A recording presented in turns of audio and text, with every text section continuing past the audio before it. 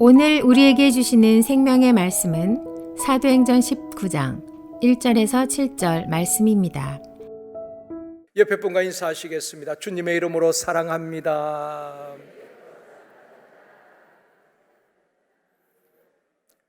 다시 한번요, 이 시간 은혜 받읍시다.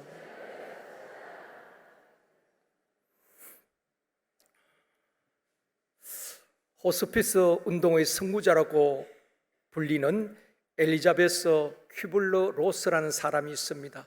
이분이 쓴 책이 있는데 인생 수업이라 하는 책을 썼습니다.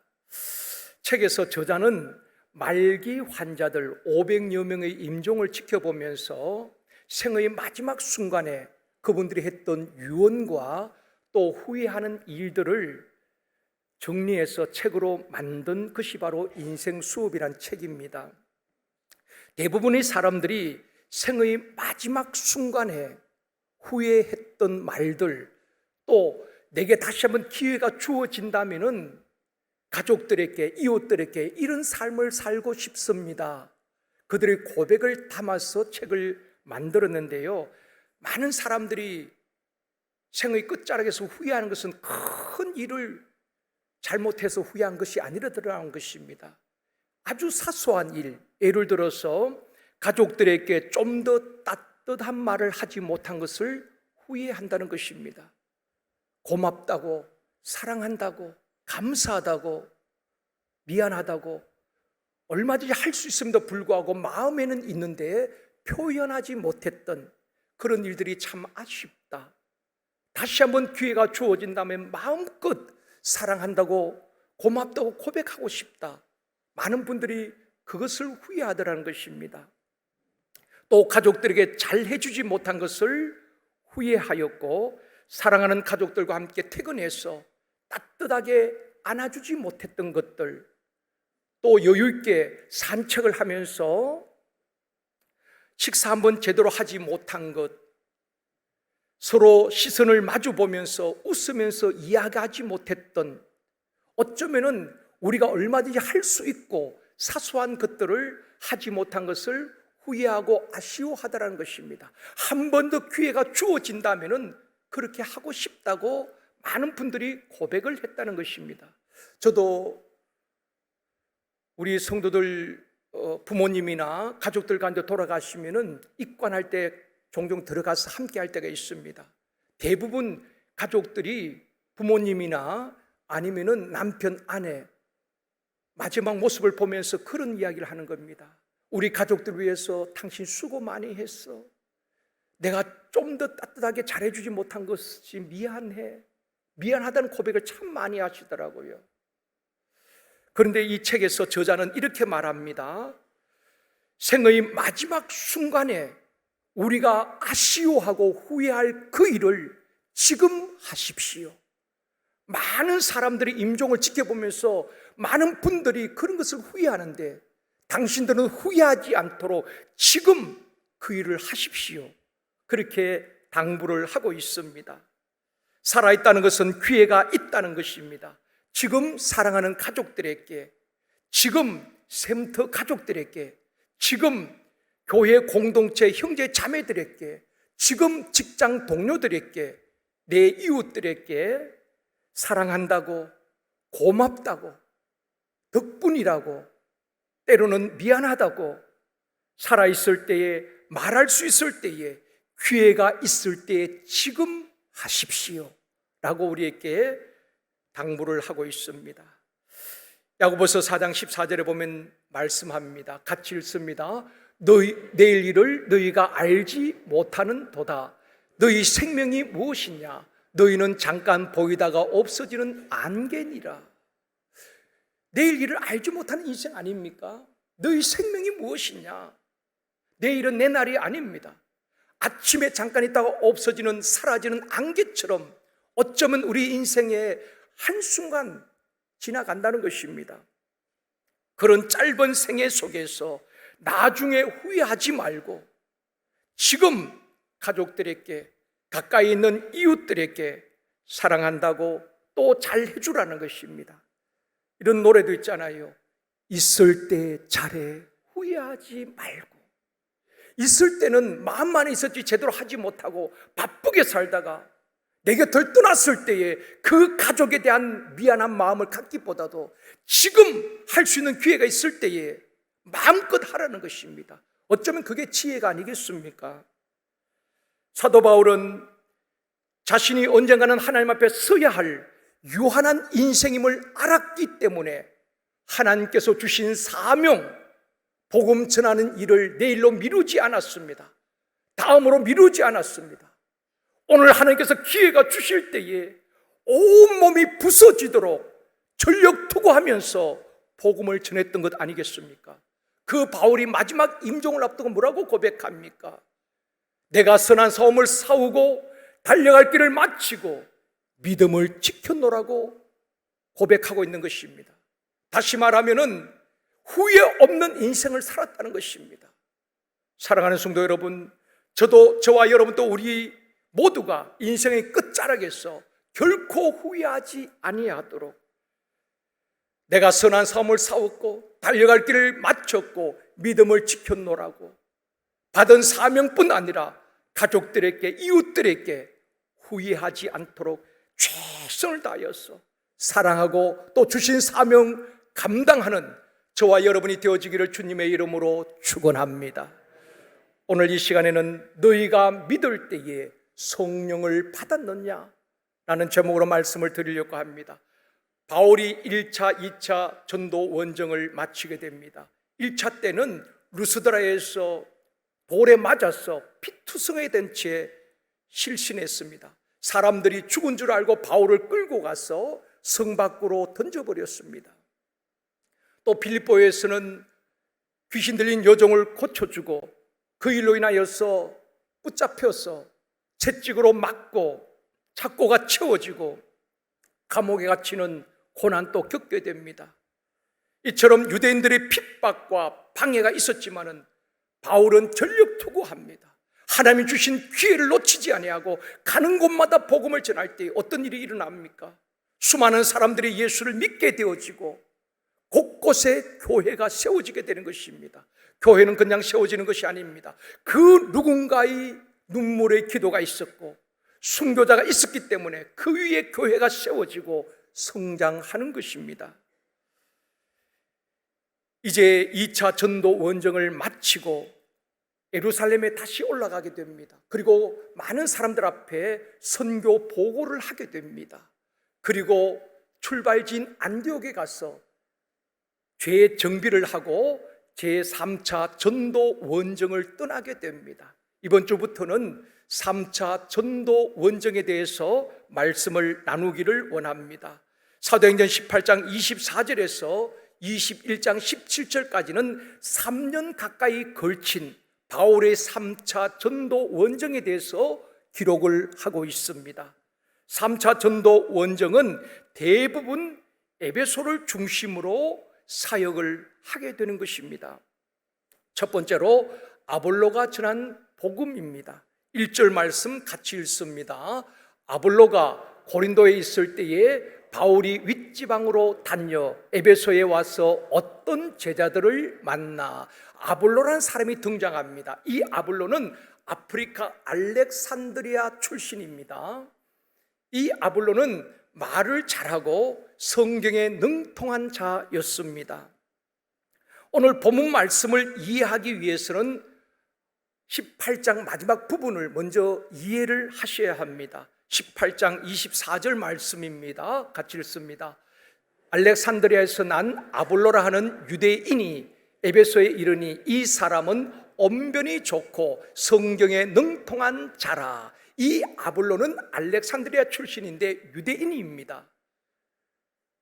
그리고 이 아볼로가 에베소에 가서 복음을 전하게 됩니다. 이 아볼로는 언변이 뛰어나고 성경에 능통한 자라고 말하고 있습니다. 당시에는 신약 성경이 없었거든요. 구약 성경에 능통한 자였고 율법에 능통한 자였다라고 말하고 있습니다. 그 아볼로가 에베소에 가서 복음을 전했다는 것입니다. 25절 말씀입니다. 같이 읽습니다. 그가 일찍이 주의 도를 배워 열심으로 예수에 관한 것을 자세히 말하며 가르치나 요한의 세례만 알 따름이라. 이 아볼로가 에베소에 가서 예수에 관해서 가르치고 말하였는데 뭔가 좀 부족했다는 것입니다. 요한의 세례만 알 뿐임이라, 그렇게 말씀을 하고 있습니다. 아볼로가 말도 잘하고 또 언변도 뛰어나고 열심도 있고 잘 가르쳤는데 뭔가 부족한 것입니다. 2%가 부족했다는 것입니다. 요한의 세례만 알 따름이라. 요한의 세례가 무엇입니까? 요한의 세례는 회개의 세례거든요. 자신들의 죄를 자복하고 하나님의 자녀로 살겠다는 정표로 물 세례를 주었습니다. 그것만 알고 있었다는 것입니다.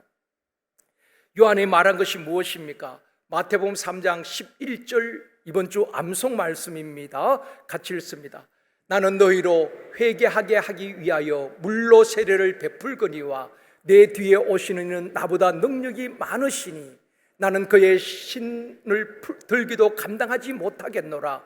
그는 성령과 불로 너희에게 세례를 베푸실 것이요. 세례 요한은 자신은 물로 세례를 베풀지만은 내 뒤에 오시는 그분은 능력이 많으시고 나는 그분의 신을 풀기도 감당하지 못하겠다.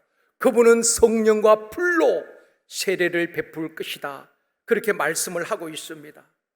세례 요한은 자신은 애고편이라면은 예수 그리스도가 본편이라는 것입니다. 나는 그분의 신발끈을 풀기도 감당하지 못하겠다. 오직 세례 요한은 우리 주님만 증거하고 주님만 높여드리는 그의 신앙이었습니다. 우리는 세례 요한의 신앙을 본받아야 된다고 생각합니다. 교회 안에서도 자신을 드러내기를 원하고 남들이 나를 인정하고 또 칭찬해 주기를 원할 때가 참 많이 있습니다. 말은 그렇지 않다고 하는데 남들이 인정해 주지 아니하면 왠지 섭섭해하는 그런 분들도 있습니다. 세례 요한은 오직 자기는 낮아지고 예수 그리스도만 높였습니다. 세례 요한은 그 당시에 인기가 절정이었습니다. 복음을 선포하고 세례를 베풀 때에 예루살렘과 온 유대와 사방에서 세례 요한에게로 몰려옵니다. 요단강에서 세례를 받게 되는 것입니다. 또 사람들 가운데는 이렇게 세례 요한에 대해서 말합니다. 저분이 바로 우리가 기다리는 메시아가 아닌가, 저분이 구원자가 아닌가. 그럴 때 세례 요한은 자신을 철저하게 낮추면서 나는 아니다, 내 뒤에 오신 그분이 진짜다, 그분이 메시아다, 그분은 성령과 불로 세례를 베풀 뿐이다, 나는 애고편에 불과하다. 자신을 철저히 낮추고 오직 예수 그리스도만 높여드리는 세례 요한의 고상한 신앙을 우리가 본받을 수 있기를 원합니다. 또 세례 요한은 그는 흥하여야 하겠고 나는 쇠하여야 하리라. 이것이 세례 요한의 영성이고 고백이었습니다. 그래서 우리 주님께서 극찬을 하셨죠. 여자가 낳은 자 중에 세례 요한보다 큰 자가 없다고 할 만큼 세례 요한에 대해서 우리 주님이 그렇게 칭찬하신 것입니다. 사랑하는 성도 여러분, 내가 높아지려고 하면 주님은 나를 꺾으시지만은 내가 낮아지고 오직 주님을 높여드릴 때 주님께서 그 사람을, 그 가정을, 그 자녀를 높여주실 줄 믿습니다.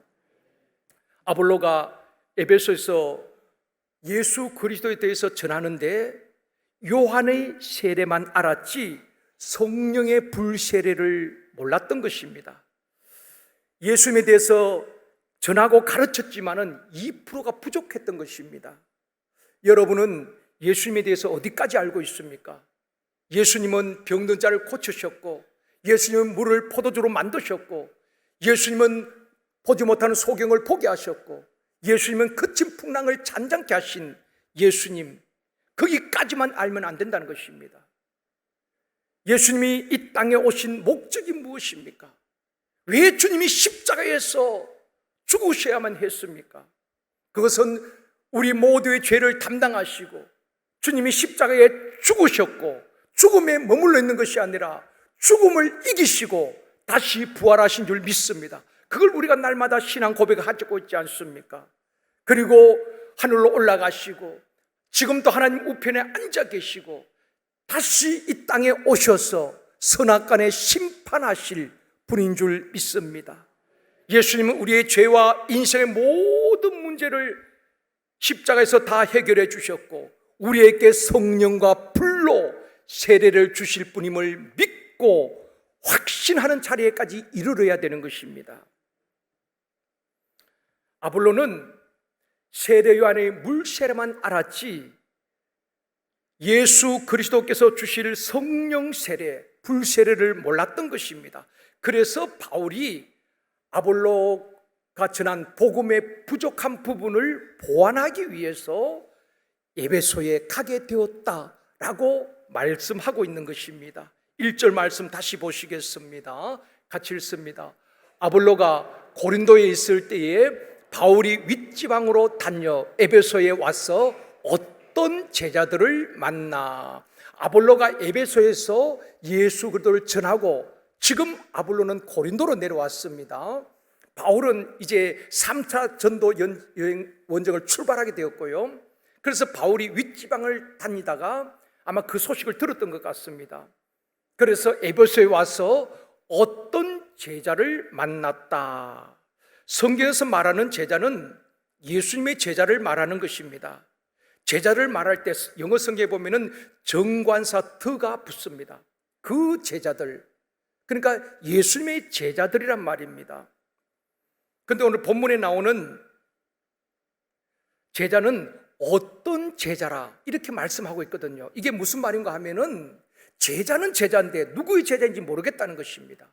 예수님의 제자인지 아볼로의 제자인지 잘 모르겠다는 그 말이 어떤 제자라 그렇게 표현하고 있는 것입니다. 사랑하는 성도 여러분, 우리 교회의 비전 가운데 하나가 내가 예수 그리스도의 신실한 제자가 되고 또 다른 제자를 세우는 것입니다.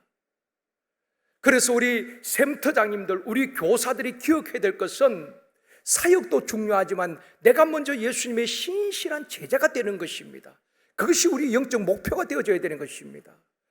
우리 목회자들도 또 장로님들도 센터장님도 교사들도 사역을 맡으면은 사역만 열심히 하려고 합니다. 여러분, 사역보다 더 중요한 것은 저와 여러분이 먼저 변화되는 것입니다. 저와 여러분이 먼저 성령으로 충만해지는 것입니다. 저와 여러분이 먼저 예수 그리스도의 제자가 되는 것입니다. 그래서 바울은 내가 그리스도를 본받아 산 것처럼 너희는 나를 본받는 자가 되라. 센터장이, 교사들이, 또 목회자들이 예수 그리스도를 본받아 살고 그런 삶을 보여주고 또 그들도 주님의 제자가 되도록 세워가는 것이 우리 교회의 비전이기도 한 것입니다. 제자란 말은 헬라어로 마데테스란 단어를 쓰고 있고 영어로서는 disciple이라는 단어를 쓰고 있습니다. 그 의미는 제자란 말은 예수님께 배우는 자 또는 예수님께 마음을 빼앗긴 사람들, 그게 제자라는 것입니다. 오늘날 보면은 세상의 마음을 빼앗기고 돈의 마음을 빼앗기고 사람에게 마음을 빼앗기고 쾌락의 마음을 빼앗기고 행복의 마음을 빼앗기고 다른 것에 마음을 빼앗긴 사람들이 얼마나 많이 있습니까? 제자는 어떤 사람인가? 주님께 마음을 빼앗긴 자란 말입니다. 주님께 속한 자란 말입니다. 그런 사람이 바로 디사이플, 제자라는 것입니다. 사랑하는 성도 여러분, 저와 여러분이 예수 그리스도의 신실한 제자가 되어지기를 원합니다. 그리고 나를 따르는 제자를 만드는 것이 아니라 우리가 주님을 본받아 살고 주님을 따르는 주님의 제자를 양육하는 것입니다. 그것이 양육의 목표예요. 센터장님들이 그 일을 해야 되는 것입니다. 교사들이 성경 지식을 가르치는 것이 아니라 교사들이 먼저 주님을 본받아 살고 그 학생들이 또 교사를 통하여서 주님의 제자가 세워지도록 해야 하는 것입니다. 그것이 우리 교회의 비전 가운데 하나인 것입니다. 사랑하는 성도 여러분, 우리 모두가 주님의 신실한 제자가 되어지고 또 예수님의 제자들을 세워가는 건강한 교회가 되어지기를 주님의 이름으로 축원합니다. 두 번째로, 너희가 믿을 때에 성령을 받았느냐? 바울은 에베소에 와서 그 에베소에 믿는 자들에게 첫 번째 던진 질문이 너희들이 몇 년 동안 신앙생활을 했니? 너희들 직분이 뭐냐? 그거 묻지 않았어요. 너희들이 믿을 때에 성령을 받았느냐? 그 질문을 하고 있어요. 오늘 본문 2절 말씀입니다. 같이 읽습니다. 이르되 너희가 믿을 때에 성령을 받았느냐? 이르되 아니라 우리는 성령이 계심도 듣지 못하였노라. 그들에게, 불신자들에게 말하는 게 아닙니다. 복음을 듣고 믿는 그들에게 너희가 믿을 때에 성령을 받았느냐? 너희 안에 성령이 계시는가? 그때에 그들이 뭐라고 말합니까? 아니라 우리는 성령이 무엇인지, 성령이 계신다는 것도 듣지 못했다는 것입니다. 그게 2% 부족한 것이었습니다. 아볼로는 그걸 몰랐던 것입니다. 그래서 바울이 에베소에 가서 성령에 대해서 이야기하고 있는 것입니다. 에베소 사람들은 성령님이 어떤 분이신지, 성령 세례가 무엇인지를 듣지도 못하고 알지 못했다는 것입니다. 요한의 물 세례와 성령 세례가 무엇이 다른가 오늘 잘 정리할 수 있기를 원합니다. 요한의 세례는 물 세례지요. 내가 결단하고 받는 것입니다. 다 요단강에서 물 세례를 받았습니다. 그래서 지금 또 교회 안에서 행하는 이 물 세례는 내가 결단하고 받는 것입니다. 그러니까 학습을 받고 6개월이 지나면은 지역 회장님이 또 샘터장님들이, 목사님들이 권면하는 것입니다. 세례를 받으시지요.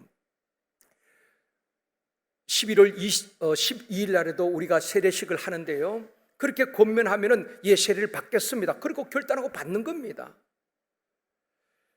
그런데 이 물 세례는 정말 내가 죄를 회개하고 이제 하나님의 자녀들께 살겠다는 그런 신앙 고백을 하고 그렇게 받게 되지만 완전하지는 못합니다.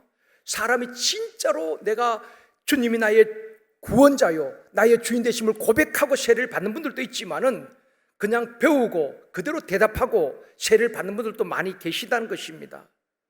아볼로가 세례 요한의 물 세례에 대해서 알고 가르쳤지만은 좀 불완전한 것이었습니다. 그래서 바울이 에베소에서 다시 이 성령에 대해서 이야기하고 있는 것입니다. 그렇다면은 성령 세례가 무엇이냐는 것입니다. 우리 주님께서 성령을 받으라고 말씀하셨는데 그것은 성령의 불 세례를 말하는 것입니다. 그래서 오순절에 불같은 성령이 각 사람 위에 임했다고 말하고 있거든요. 성령 세례가 무엇인가? 하나님이 내 안에 임재하시고 나를 주도적으로 이끌어 가시는 것을 말하는 것입니다. 성령이 내 안에 임재해 계시는 것입니다. 그래서 성령이 나를 감동시키고 예수가 그리스도라고, 예수님이 나의 구원자라고, 예수님이 나의 인생의 주인 되심을 믿고 고백하는 것입니다. 이것은 내가 결단하고 내 의지로 되는 것이 아니란 것입니다.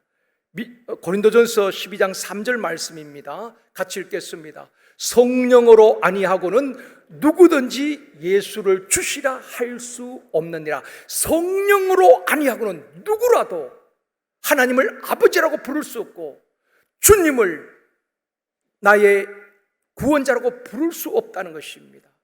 여러분, 많이 배운 박사들을 앉혀놓고 믿지 않는 자들에게 예수님은 당신의 구원자가 되십니다. 예수님은 당신의 인생의 주인이 되십니다.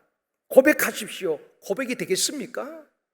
하나님을 아버지라고 부를 수 있겠습니까? 그런데 우리는 어떻습니까? 하나님을 아버지라고 자연스럽게 부를 수가 있습니다. 주님은 내 인생의 주인 되심을 고백하게 되는 것입니다. 이것은 내 지식으로 내가 배워서 된 것이 아니라 우리 안에 성령이 계신 증거인 줄 믿습니다. 다시 말씀을 드리면 주님이 십자가에 죽으시고 부활하신 것이 믿어지고 그분이 나의 구원자요, 그분이 내 인생의 주인 되심을 고백할 수 있다는 것은 여러분은 성령 받은 증거인 줄 믿습니다. 왜냐하면 성령으로 아니하고는 누구든지 예수를 주시라 말할 수 없다 그랬거든요. 그런데 교회를 오래 다녀도 예수님이 나의 구원자로 믿어지지 아니하고 내 인생의 주인으로 고백되어지지 않는다면 죄송하지만 성령을 사모하셔야 되는 것입니다. 그 고백은 내 지식으로 되어지는 것이 아닌 것입니다. 교회 오래 다녔다고 고백되어지는 것이 아닙니다. 내 안에 정말 성령님을 모셔드릴 때에, 주님을 영접할 때에 믿어지고 고백되어지는 것입니다. 그런 분들을 구원받은 분들이라고 말하고 그런 분들을 성령의 사람이라고 말하는 것입니다. 성령 받지 못하면 구원의 확신, 죄사함의 확신, 기도응답의 확신, 승리의 확신, 인도하심의 확신을 갖지 못하는 것입니다. 늘 죄책감에 시달리기도 하고 내가 정말 구원받았을까? 흔들리기도 하는 것입니다. 또 교회를 오래 다녀도 성령으로 충만하지 못하면 늘 자신이 주인이 되는 것입니다. 교회도 자기 생각대로 이끌어 가려고 하는 것입니다. 목사도 장로님도 내 생각대로 교회를 이끌어 가려고 하는 것입니다. 그리고 또 어떤 사람들은 교회가 내 마음에 들지 않는다고 늘 불평하기도 하는 것입니다. 목사가 내 마음에 들지 않는다고, 장로님이 내 마음에 들지 않는다고, 샘터장님이 내 마음에 들지 않는다고. 여러분, 교회가 여러분 마음에 들어야 됩니까? 그건 교회가 아닙니다. 교회를 내 생각대로 이끌려고 하면 그것은 교회가 아닙니다. 교회는 하나님께서 세운 것이고 하나님의 뜻대로 이끌림 받아야 되는 것입니다. 그래서 교회는 성령이 통치하시고 성령이 이끄시는 교회가 건강한 교회고 제대로 된 교회인 것입니다. 성령 세례를 받으면은 내 안에 성령님이 계시기 때문에 예수 그리스도가 주인 되심을 고백하게 되어지고 그때부터 내 마음대로 할 수가 없어요. 내 안에 성령이 계시는데 아무데나 가서 죄를 짓고 그렇게 술을 마시고 그렇게 할 수 있겠습니까? 내 안에 성령님이 계시는데 그런 분들은 늘 성령님을 의지하고 성령님께 묻고 성령님의 응답을 받고 성령님의 인도하심을 받는 것입니다.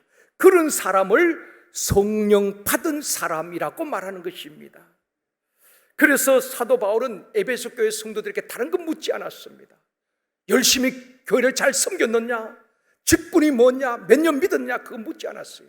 너희가 믿을 때에 성령을 받았느냐. 그런데 그들은 대답하는 겁니다.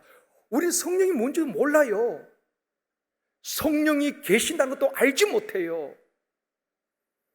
그래서 바울이 그들에게 성령이 무엇인지, 성령 세례가 무엇인지 그들에게 말씀하고 있는 것입니다. 4절 말씀 같이 읽겠습니다. 바울이 이르되 요한이 회개의 세례를 베풀며 백성에게 말하되 내 뒤에 오시는 이를 믿으라 하였으니 이는 곧 예수라 하거늘. 바울이 세례 요한의 말을 인용해서 설명을 하는 것입니다. 세례 요한이 회개의 세례를 베풀 때 백성들에게 뭐라고 말했느냐? 내 뒤에 오시는 이를 믿어라. 이는 곧 예수라. 그렇죠. 많은 사람들이 세례 요한을 추종했습니다. 이분이 메시아가 아닌가? 그때 세례 요한은 사람들에게 말합니다. 나는 메시아가 아니다. 내 뒤에 오신 그분이 진짜다. 나를 믿지 말고 그분을 믿어야 한다. 그분은 성령과 불로 세례를 주실 것이고 그분이 진짜고 그분이 바로 예수다. 이게 세례 요한인 것입니다. 오직 주님만을 증거하는 것입니다. 여러분, 교회 안에서 목사가 드러나는 교회 좋은 교회 아닙니다. 장로님들이 드러나는 교회 좋은 교회가 아닙니다. 오직 예수님이 드러나고 예수님이 증거되어지고 하나님께 영광이 되어지기를 원합니다. 그거 잊어버리면 안 되는 것입니다. 이단들이 왜 이단이 됩니까? 처음에는 겸손히 시작했다가 사람들이 따르다 보면은 자기가 예수라고 말하는 것입니다. 자기가 보혜사 성령이라고 말합니다. 그러면서 어느 순간 나를 믿어라, 나를 따르라. 모든 이단들이 그렇지 않습니까? 우리는 오직 세련이 말한 것처럼 내 뒤에 오시는 그분을 믿어라. 그분이 예수다. 그분이 우리의 구원자다. 그분은 성령과 불로 세례를 주시는 분이시다. 그분은 우리 인생을 완전히 변화시키는 분이시다. 물 세례 받아도 변화가 안 돼요. 그러나 성령 세례 받으면, 성령이 충만하면 변화가 일어나게 될 줄 믿습니다. 어제 우리 장로님 워크숍 하는데 어떤 장로님이 그런 말씀 하시더라고요. 우리가 제일 중요한 것은 우리 당회원들이 성령 충만해야 됩니다. 그게 답입니다. 목사도 우리 모든 당회원들이, 장로님들이 먼저 성령 충만해야 되는 것입니다. 성령의 사람이 되어줘야 되는 것입니다. 물세례와 성령 세례가 무엇이 다른가? 물세례, 요한의 세례는 회개의 세례라고 말씀을 드렸습니다. 그래서 늘 회개를 강조합니다. 회개하면 또 물로 세례를 베풀었거든요. 늘 회개만 강조하다 보면은 사람들이 늘 가슴을 치면서 나는 죄인입니다.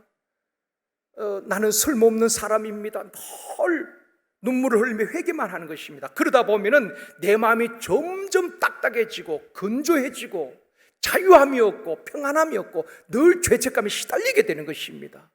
죄의식에 눌려 살게 되는 것입니다. 그러니까 기쁨이 없는 것입니다. 여러분, 성경은 뭐라고 말합니까? 항상 기뻐하라. 항상 기뻐하라고 하는데 우리에게 기쁨이 없어요. 늘 죄의식에 사로잡혀 살아가는 것입니다. 여러분, 우리 주님이 말씀하셨습니다. 진리를 알지니 진리가 너희를 자유케 하리라. 우리 주님은 우리를 자유케 하기 위해서 오신 분인 것입니다. 우리가 죄인이지요. 근데 그 죄 문제를 주님이 십자가에서 다 해결해 주신 것입니다. 죄인이 아니라는 것이 아닙니다. 우리가 하루에도 넘어지고 죄를 범할 때 또 회개하지만 늘 죄책감에 시달려 사는 것은 원치 않습니다. 하나님의 자녀답게 살라는 것입니다. 죄 문제를 십자가에서 내가 다 해결해 주었다. 그러므로 이제는 너희들이 죄를 멀리하고 하나님의 자녀답게 살라는 것입니다. 여러분, 가정의 자녀들이나 손주들이 헐 의기소침하고 나는 우리 집안에 별 소용없는 사람인 것 같아요. 공부도 못하고 매일 엄마 아빠 속만 썩이고 나는 태어나지 말아야 될 사람이었나 봅니다. 이렇게 하면 여러분 기분이 좋겠습니까? 오히려 아이들 좀 공부 못하면 어떻습니까? 건강하게 친구들과 어울리면서 막 집에 돌아오면 빵긋빵긋 웃고 엄마 품에 안기고 아빠 품에 안기고, 그게 자녀 아니겠습니까? 필요하면 돈 달라 그러고, 그게 자녀 아니겠습니까? 여러분, 우리 하나님이 우리가 어떻게 살기를 원하실 것 같아요? 우리가 늘 하나님, 나는 죄인입니다. 나는 우리 교회 필요 없는 사람인 것 같아요. 나는 샘터에도 쓸모없는 사람 같아요. 나는 죽을 죄인입니다. 늘 그렇게 하면 살기를 원하겠습니까? 그러면 십자가의 사건은 무슨 일입니까? 우리 주님은 내가 십자가에서 너의 모든 과거의 죄, 현재의 죄, 미래의 죄 다 해결했다. 이제는 좀 하나님의 자녀답게 좀 당당히 살 수 없겠니? 그렇다고 우리가 마음껏 마음 놓고 죄를 지으란 말이 아닙니다. 우리 주님이 다 해결했기 때문에 진짜 성령 받으면 죄 짓는 것이 두려워요. 하나님의 자녀된 권세가 그거 아니겠습니까? 좀 힘들어도 주님 믿습니다, 좀 도와주세요. 우리 하나님은 솔직한 걸 원하십니다. 뭐 포장할 것 없어요.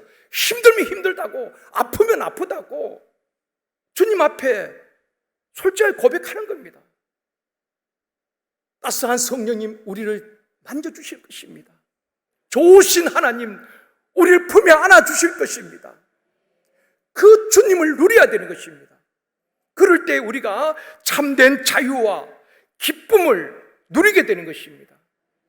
그래서 바울이 전한 복음도 너희가 주 안에서 기뻐하라, 다시 말하노니 기뻐하라고 말하는 것입니다. 그런데 요한의 세례만 알고 있는 분들은 늘 회개만 하고 늘 가슴만 치면서 부정적인 생각에 사로잡혀서 복음의 능력을 누리지 못한다는 것입니다. 요한계시록 에스겔 36장 26절 말씀 우리 같이 읽겠습니다.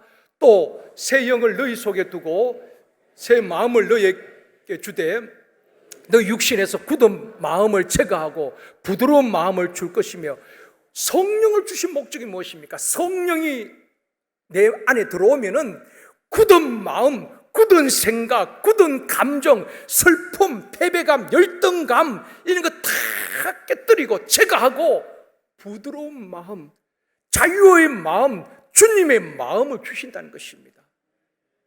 이런 참된 평안과 기쁨과 자유함을 누려야 되는 것입니다. 그럴 때에 우리는 범사에 감사하게 되는 것입니다.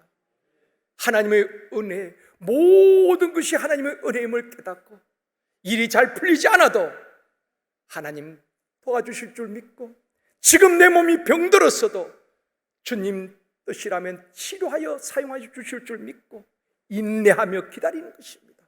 그럴 때 하나님 원하신다면 병든 몸도 고쳐주시고 막혔던 사업자의 문도 열어주시고 은도 내 것이고 금도 내 것이고 모든 것이 내 것인데 내가 너에게 못 줄 것이 뭐가 있겠느냐. 주님이 그렇게 말씀하고 계시잖아요. 하나님의 자녀된 권세를 누릴 수 있기를 원합니다.